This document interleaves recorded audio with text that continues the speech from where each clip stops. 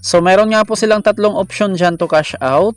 Merong GCash, Mobile Legend Dias, at saka PayPal. Ayan guys, sa PayPal merong 1,000 and then 2,000. Sa Mobile Legend Dias, 250 at saka 400.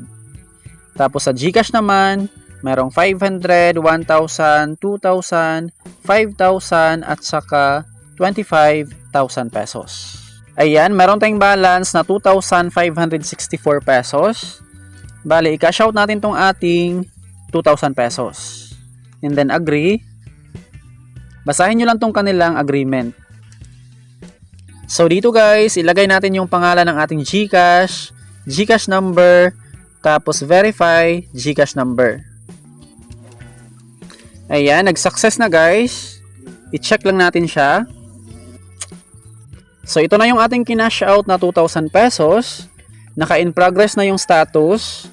Tapos nag-submit tayo dyan ng withdrawal February 4, 2025. Ayan siya, 1:41 PM. Alright, ipop up ko na lang dito sa screen kapag na-process na yan ang ating buong video.